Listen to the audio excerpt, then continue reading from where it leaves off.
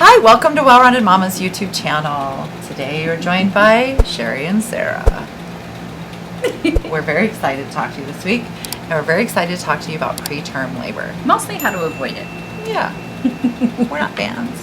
What is preterm labor, and when do we start worrying about preterm labor? Obviously, we start talking to our clients once they start getting close to their last trimester, but we ask our clients at all of our appointments and visits what kind of contractions they're feeling. So there's two different types of contractions you can get.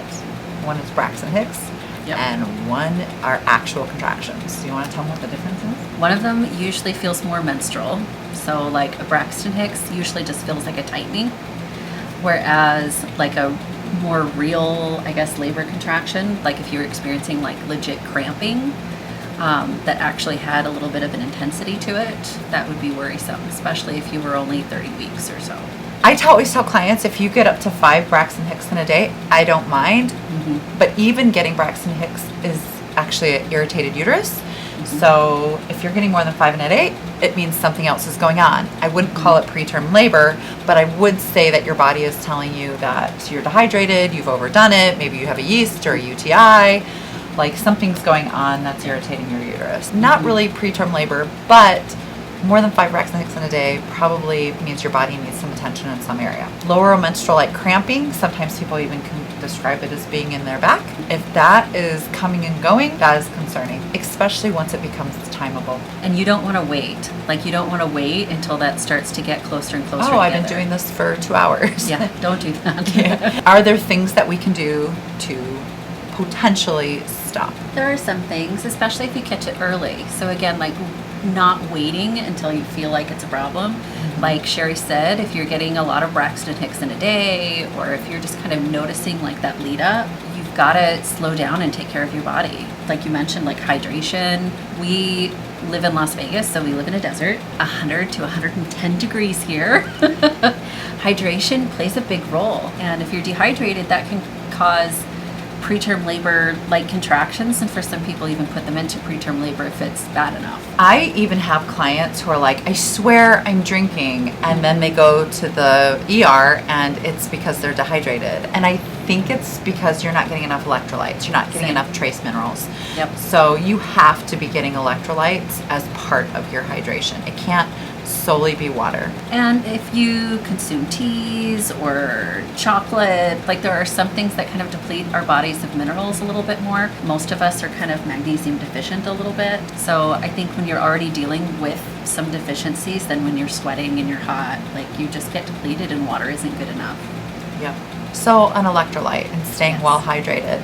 Sometimes we even tell individuals to get into an Epsom salt bath or put their feet up. Maybe they're hungry, or maybe they ate something that bothered your stomach. You have to remember, like, your intestines sit so close to your uterus as well that like sometimes it's something you ate or didn't eat. Really sitting down and kind of looking at all of the ways that you're feeling. So part of the trace minerals is calcium and magnesium, and we found that most individuals come their last trimester are usually deficient in calcium and magnesium. Some of the signs of that, some of the warning signs before actually turning into preterm labor, is when you wake up and you have like cramps in your legs or your feet, sometimes referred to as Charlie horses. If you get restless leg where you can't sit still. What are Muscle some others? twitches, just spasms in general. Those are some early warning signs, and if they go unheeded, then that can lead to further depletion of those trace minerals. We generally recommend individuals take some kind of a calcium magnesium supplement in their last trimester, especially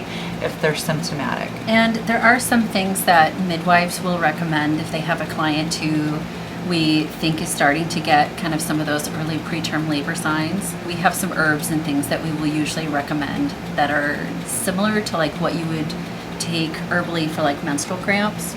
So it's just kind of like more of a relaxant. But honestly, just catching it early is probably the key to preventing like real like preterm labor turning into having a premature baby. Now, some of the things that ACOG is doing now is with the 20-week scans, they're measuring individual cervixes to make sure there's no funneling or shortening. They are implementing some things depending on what you choose to do for your pregnancy, where they are kind of monitoring, but really it's all about communicating everything with your care provider and making sure that your care provider knows what's going on and can steer you in the right direction so that we can get in front of something instead of behind it. Sarah brought in a couple things in here. One of them is Natural Calm. It's a drink. It's really good because not only is it your trace minerals, but it can help you sleep and it can help you go to the bathroom. You can get it with calcium. Calcium is a really hard supplement to take because we're not rock eaters, and the only way to get calcium is from things that are rocks essentially. And so the most natural form of calcium is coral calcium, and that's kind of a rock.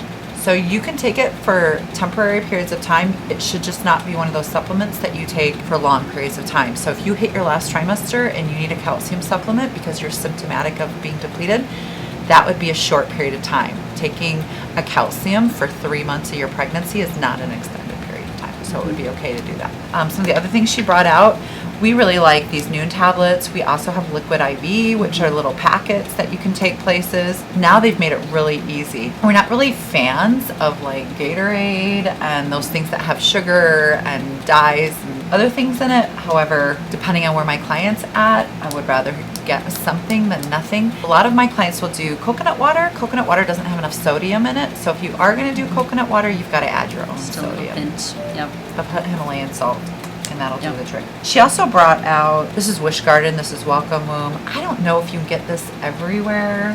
I just thought about that too. I was like, ooh, this might be You a might midwife have, only formula. this might be a midwife only formula, but you could certainly talk to your midwife, but we like it. It's a proprietary blend of 3 different things that are just gonna help kind of balance your hormones. And that's kind of what you're looking at, is something that's kind of... But you could just get like a straight cramp arc if you wanted to try to help reduce any sort of cramping. You could try that. But besides that, ruling out anything that's causing it. If you go in and do a urinalysis with your care provider or a clinic, if that's where you have to go, just to rule out a UTI or a yeast infection, because those things can cause contractions. Same with anything intestinal going on, that something intestinal can cause that to happen. So kind of ruling out those kinds of things and then kind of getting to it. So it's all about troubleshooting and making sure you have a care provider that you feel comfortable troubleshooting those things with. I think that's it. All right, so there's how to avoid preterm birth and how to address it once it starts rearing its head so that you can stay pregnant. Obviously, last resort being bed rest or partial bed rest, or notes for work to restrict lifting and amount of time on your feet. Obviously, there are medications that you can be given to stop contractions from a doctor or hospital if it gets that far, as well as placing a cerclage, which is just basically kind of sewing up your cervix to make sure you don't have a baby too soon. Those are kind of extreme places. We don't see that a whole lot as midwives because we can usually get in front of it, but occasionally it does happen where we see someone with a serious enough preterm labor that they do have to go on bed rest and they have to have some things corrected. That's kind of it. Thanks for joining us this week. We look forward to visiting with you next week. Can I tell you a funny story? Yes, please do. Lance, my 5-year-old grandson, was running around the house, and he was running around with like a stick, and he was like kind of poking it at a baby. And I was like, you don't want to poke a stick at a baby. He goes, but I'm not going to hit her with the stick. And I was like, yeah, but if you like fell and landed on the stick, that'd be really bad. His other aunt goes, I had a friend and her brother was playing with a stick and accidentally poked her eye out. She can't see out of her eye now. And he goes, so she's a pirate? Like, that was not discouraging. He was like, I don't want to be a pirate. Just requires losing your eye. Oh my goodness. Anyways, let's be professional.